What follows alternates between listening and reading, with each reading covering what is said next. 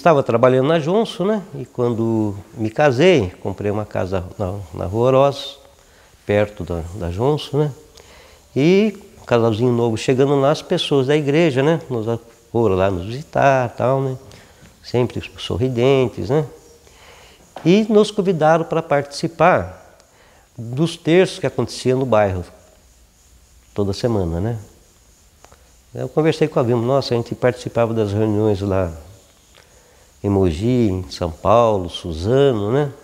Mas para relatar as questões dos bairros, dificuldades do dia a dia, né? Agora a gente vamos para o terço, mas vamos sim, né? Para conhecer o pessoal, né? Então participamos lá do grupo de oração um certo tempo. Depois eu propus para aquele grupo, né? Que a amizade já estava sendo construída, eu tinha liberdade para propor alguma coisa, nós estudarmos a Bíblia Gente. Bíblia Gente é um folheto, tipo esse que é distribuído na hora da missa, né? Que faz essa ligação, né? Entendeu? Sugeri também que a gente estudasse o Círculo Bíblico do Carlos Mestre. O Círculo Bíblico do Carlos Mestre propõe a construção do céu aqui e agora. Estudamos alguns documentos. Interessante que o nosso bairro era um bairro novo, Palmeira de São José. Nós começamos a influenciar o pessoal a estar participando da Câmara, reivindicando asfalto, reivindicando esgoto, luz, né? Então o saneamento desse bairro se passa muito por essa história. Numa sessão de Câmara, que nós estávamos reivindicando, o então vereador João Bosco, numa provocação acontecida na Câmara por um outro vereador, ele se levantou e falou assim, vocês têm que me respeitar, porque eu sou o único comunista dessa casa. A palavra comunista, eu estava com aquele grupo lá na Câmara, né? Deu uma mexida, né, com o pessoal. Numa outra reunião, lá no bairro, então, veio à tona essa afirmação do João Bosco, né? Me respeite porque eu sou o único comunista dessa casa. E eu tinha que enfrentar a discussão com o pessoal, né? Entende? Pô, você conversa com o comunista, não sei o quê, pá, essa história toda, né? Aí eu mexi lá a Bíblia, né? E aí encontrei o Atos dos Apóstolos, né? Capítulo 5. Os cristãos tinham tudo em comum, dividiam os seus bens com alegria e não existia necessitado nenhum entre eles. Né? Eu falei assim, olha, a palavra comum é isso. O João Bosco e outras pessoas que não comungam, né, na nossa religião, o que eles defendem é isso. É o ato dos apóstolos, é tudo em comum. Nossa, alegria, consegui vencer o debate. Só que não esperava que ia chegar aos ouvidos do padre. Essa é a minha explicação nessa reunião do bairro. Padre Genésio, o pároco da paróquia Nossa Senhora de Lourdes, do Parque Industrial, se chamava Genésio. E como o padre cumpre uma figura, tem uma presença sociológica muito importante, né, ele reverteu todo um trabalho de uns 2, 3 anos que a gente fez, né? E sugeriu para que esse grupo nosso, que discutia a Bíblia Gente, que discutia os problemas do bairro, se formasse enquanto Legião de Maria. E nós fomos, eu e a minha esposa, fomos isolados, né? Isolado do bairro. Diante dessa situação, ficou eu, se encostando a cabeça, né? Comunista por comunista, fiquei igual o Lênin, né? O que fazer, né? O que fazer é um livro do Lênin, né? O que fazer? Aí entrei a participar mais de frente, né? Mais de frente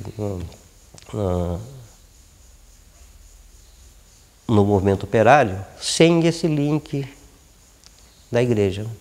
Como eu também tinha contato com Albertina, com João Cândido, eu fui visitar o sindicato. Nesse dia, o Sindicato Metalúrgico tinha um curso de formação, profissional, né? Entendeu? Não era formação política, formação profissional. E quem organizava isso era o Moacir. Um dia eu fui lá, né?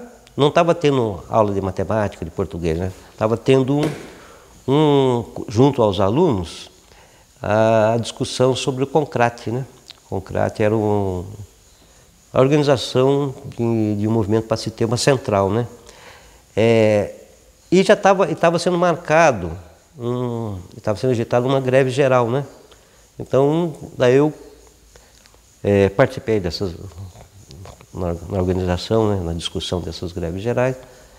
E quando foi para montar uma chapa, a chapa de oposição, como na greve geral eu estava junto com a Amélia na Porta Nacional, eles foram na minha casa e me convidaram para participar de uma chapa, né? Entende? Eu era trabalhador, então, da General Motors. Entende?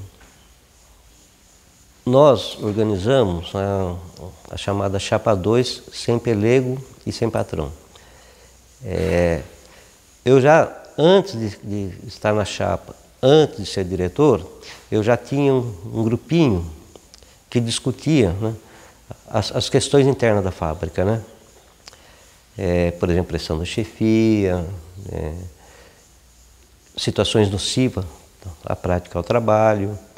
Era a discussão que a gente fazia depois do almoço, tudo, né? A gente começou a criar essa identidade, né? Ganhamos a eleição, sim. Uma coisa que esse grupo que discutia lá não gostava muito era o chamado pulinho. O que era o pulinho? Era entregar o boletim pulando nos ônibus, né? Uns trabalhadores punham a mão lá e pegavam, outros não, né? Ou um primeiro pegava um monte e depois distribuía, né? Eu acho que a repressão dentro da GM era muito forte quanto à questão sindical, né? Os trabalhadores tinham medo, inclusive, de pegar o boletim e ler, né? Certo? E essa chapa teve, né, um processo diferente. Nós começamos a entregar o boletim dentro do vestiário. Isso aí, de uma certa forma, foi uma ação, assim, meio, vamos dizer, meio de vanguarda, né? Que quebrou esse medo dos trabalhadores leem os boletins na frente da chefia, que hoje, de uma certa forma, é normal, mas na época era muito complicado, né? Há de saber que, na época, a General Motors era composto, sim, fortemente de trabalhadores que vinham, assim, do sul de Minas, né? Entendeu? Não eram... os trabalhadores parece que tinham uma identidade muito forte com a fábrica, né? Entendeu? Vinham de lá e se engajavam dentro da política da empresa. Então foi um trabalho assim, de rompimento que custou-se muito trabalho de base, muita conversa com os trabalhadores para que a gente adquirisse assim, uma identidade, uma força organizativa e mobilizadora dentro da fábrica, né? A grande questão que a gente tinha que ter uma certa habilidade, porque dentro da fábrica sempre tem os chamados dedos duros, pelegos, né? São pessoas, trabalhadores que pensavam, né? E olhavam com óculos da fábrica, né? Do ponto de vista ideológico, né? Então nós tínhamos que ter muito cuidado. O que a gente basicamente discutia, até por conta que nesse período a infração estava muito alta, sempre galopante, né, como a gente fala, a infração galopante, o que se produzia, o que se ganhava hoje, não tinha o mesmo valor, né, de compra no outro dia, né? Haja vista que a primeira greve de 84, na qual essa diretoria participou, A reivindicação nossa era 82,6 de reposição. Sabe o que é uma infração de 86? 82,6? Então, basicamente, essa questão, do ponto de vista econômico, afetava e imobilizava, né? Imobilizava. E nesse bojo todo, né, que o país estava em efervescência, e muita luta, né? No ABC, entendeu? São Paulo, né? Então, teve um clima que nos favoreceu a que os trabalhadores saíssem dessa inércia, né? E se organizasse em torno de uma diretoria combativa e aí na construção do seu sindicato, né? O importante também é que a organização de base não se passava só pelos diretores, né? A gente começou a atuar também em eleger companheiros à CIPA, certo? A CIPA geralmente era sempre comandada e quem se elegia eram pessoas, esses mesmos trabalhadores que eu falei que andavam com o óculos da empresa, né? E começamos a eleger companheiros, né, que nesse processo todo se conscientizou que era necessário lutar por salário, por condições de trabalho, mas também o sindicato e os trabalhadores tinham que intervir nesse movimento assim, a nível nacional pela democratização, uma queda da ditadura, né? E conseguimos também eleger comissão de fábricas, né? Que eram atores, né? Atores que ajudavam a gente a organizar as discussões dentro da fábrica. Fizemos essa greve de 84, é bom ressaltar que a Chapa 2 venceu as eleições e ia tomar posse no dia 1º de abril, certo? Dia 1º de abril. Nesse dia 1º de abril, 80% das fábricas de São José dos Campos metalúrgicas estavam paradas. E o Zé Luiz, enquanto nosso presidente do sindicato, ele foi lá no Ministério para fazer as assinaturas do ponto de vista protocolar, oficial, né? E a categoria dele já estava parada, entende? A campanha da Chapa foi uma campanha muito rica, uma campanha que mobilizou, que conscientizou, a ponto de nós sermos a primeira diretoria de sindicato que toma posse em greve, entende?